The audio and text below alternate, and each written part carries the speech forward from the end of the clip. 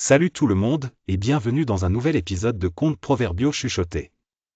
Aujourd'hui, on va plonger dans l'histoire fascinante de la France en explorant 10 événements significatifs qui ont eu lieu un 17 février. De découvertes scientifiques à des moments politiques cruciaux, ce jour a vu des moments vraiment marquants.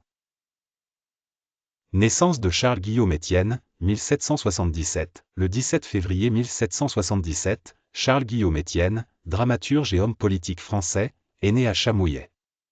Auteur prolifique, il est surtout connu pour ses pièces de théâtre et ses satires sociales. En plus de sa carrière littéraire, il a également été député et a contribué à la politique française de son époque.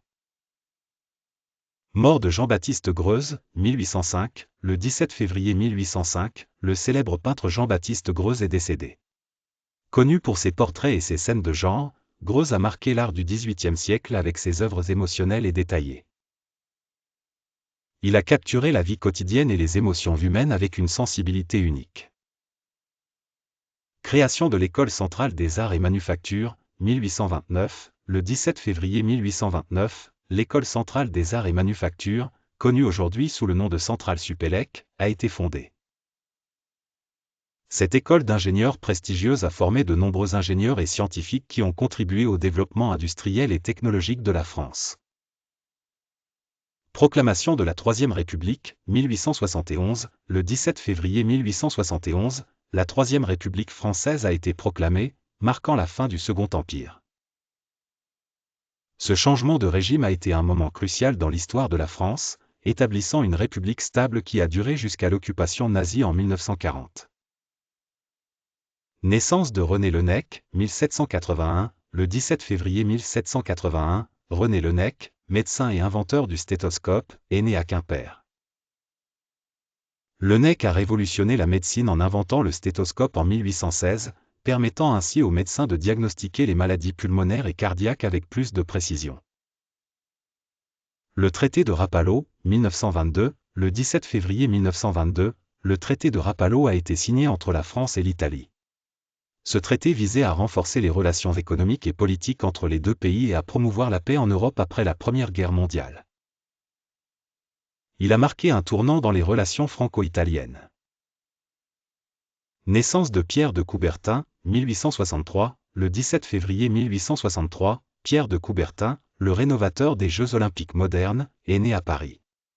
Passionné de sport et d'éducation, Coubertin a joué un rôle clé dans la renaissance des Jeux olympiques en 1896. Son rêve de promouvoir la paix et l'amitié entre les nations par le sport est devenu une réalité. Première représentation de La vie de Bohème, 1896, le 17 février 1896, la première représentation de l'opéra La vie de Bohème de Giacomo Puccini a eu lieu à Turin. Cet opéra, inspiré du roman Scènes de la vie de Bohème d'Henri Murger, est devenu l'une des œuvres les plus célèbres et appréciées du répertoire lyrique. Le vol de la Joconde, 1911, le 17 février 1911, la célèbre peinture La Joconde de Léonard de Vinci a été volée du musée du Louvre à Paris. Le vol a choqué le monde entier et a suscité une enquête internationale. Heureusement, la peinture a été retrouvée 2 ans plus tard en Italie et est retournée au Louvre. Création du Centre national de la recherche scientifique, CNRS, 1939, le 17 février 1939, le Centre national de la recherche scientifique, CNRS, a été créé en France. Le CNRS est l'un des plus grands organismes de recherche scientifique au monde et joue un rôle crucial dans le développement de la science et de la technologie en France. Et voilà, notre voyage à travers les événements les plus marquants de l'histoire de France qui se sont déroulés un 17 février touche à sa fin. J'espère que ce voyage dans le temps vous a plu et que vous avez découvert de nouveaux aspects fascinants de notre histoire. Merci de nous avoir suivis.